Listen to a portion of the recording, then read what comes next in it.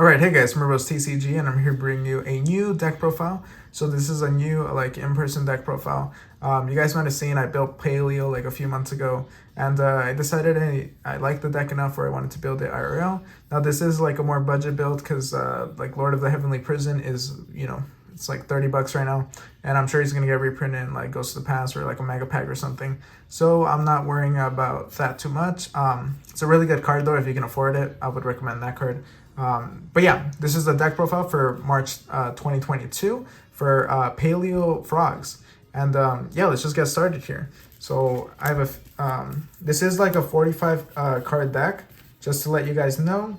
And yeah, let's just get started. So first with the monster lineup, kind of standard. We're gonna run 3 Swap Frog. Swap Frog's really good. Lets you ditch a frog to the grave, which fuels the Ronin Totem. Really good. And when you summon, totally awesome. And then during your opponent's standby phase, you go special summon the Swap Frog, send something to the grave. You just fuel it up for your Ronin Totem. Yeah, Dupe Frog, really good. When he sends from the field to the grave, he lets you add 1 frog monster. So he's Dupe Frog's really good to have too. This is kind of the standard ratio. This is just a great way. 2 Ronin Totem. You only need 2. Just keep on banishing frogs and then just summon it. Lets you bring it back over and over. He's not once per turn. His effect is not once per turn. So you can just keep summoning out. Totally awesome. And yeah, well, totally awesome. Or typically one of the Paleos.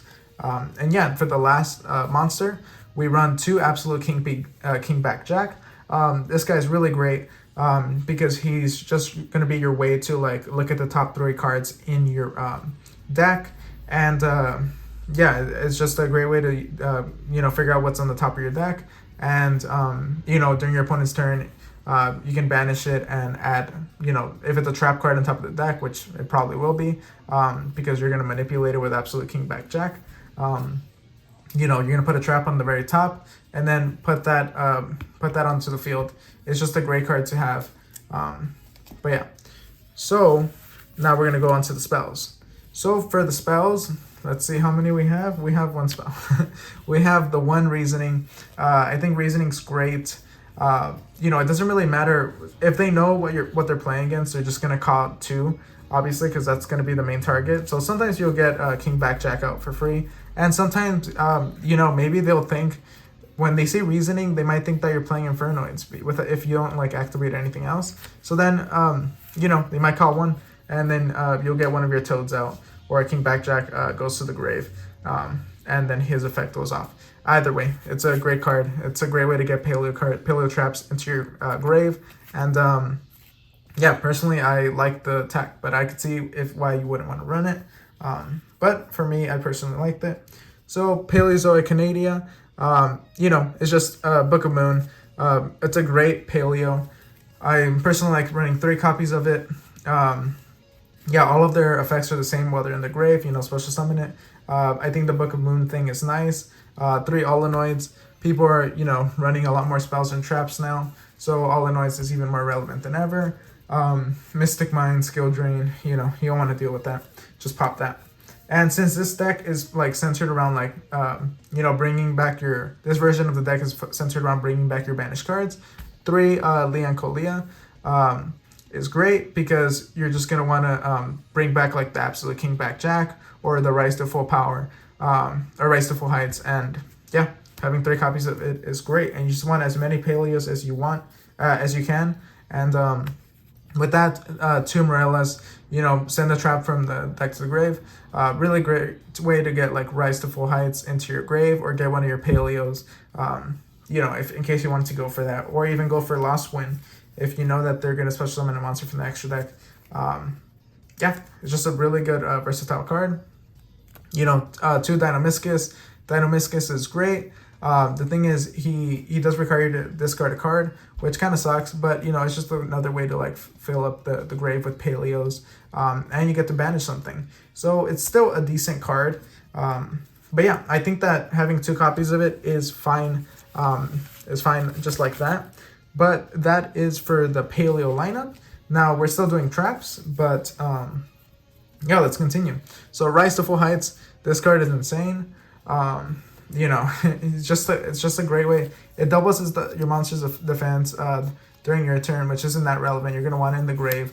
You choose one of your monsters, make it where your opponent can only attack that monster, and if they get rid of it, they can't declare an attack for the rest of the turn. Just a really good card, really annoying, especially with the Leon Coela. You can just keep on bringing him back to the grave. 3 copies is for sure a must. It's just a weird, like, annoying tech card for this deck. That's nice. Transmigration Prophecy is just going to annoy your opponent, and it lets you put cards that you want back into your deck in case you need them. And yeah, just an annoying card. It's great. It just has weird interactions that your opponent is not ready, probably not going to be ready to deal with. It's just a unique card to use there. Needlebug Nest lets you send cards from your deck to the grave. Just fill it up with Paleos, or set, you know, maybe you'll get Rise to Full Heights or Lost Wind. Just a really good card. I know some people don't run it. I personally really like it. Yeah, but that's on me. If you guys don't like it, then don't run it. 3 Reckless Greed. Draw 2 cards. You skip your next draw phase. If you have multiple copies of this card, you could just activate them all. And then you'll skip your next 2 draw phases. But if you activate multiple copies, they don't stack. So if you activate like 2 copies, you still draw 4 cards. And you only have to skip your next 2 draw phases. Really good card. Just a great way to go into your deck. Yeah, 3 copies of it I think is really nice to have. 2 Lost Wind. Lost Wind, just negate your opponent monster, and it permanently halves its attack. It's a good card. I think even outside of Paleo, this card would be really good, but in this deck, it's even better just because you're able to get much more value out of it back once they special summon you know, a monster from the extra deck. So it's a really good card. I really like it. 3 Trap Trick. So Trap Trick is the reason why I'm uncomfortable running this deck at like 40, I think it's like at 43 or 44 or 45 copies, or 44 cards in the deck. And I feel comfortable with that because of Trap Trick. Trap Trick just lets you go into whatever you want. And really all the traps in here are like useful. And you're not like searching out for anything specific. The only thing is that it is harder to go into your toads, which I admit that could suck sometimes. But I'm honestly fine with like the build that I have right now, and I'm struggling to like take anything out. I just like this version so much. And then 3 Solemn Strike. Solemn Strike is a good card. You know, when a monster would be special summoned, you can negate the summon, or you can negate a monster effect and destroy it. It's just an annoying card that people are not ready to deal with.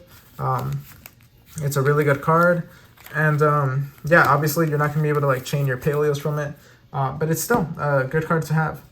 Now I'm ready to move on to the extra deck, and yeah, let me just line it up here for you guys. So to start it off, run 2 Apobenia. So Apobenia is great because Apobenia lets you activate Paleo traps from your let me just move this here. Lets you activate Paleo traps from your hand, and it lets you search out a Paleo. It's great. I like it.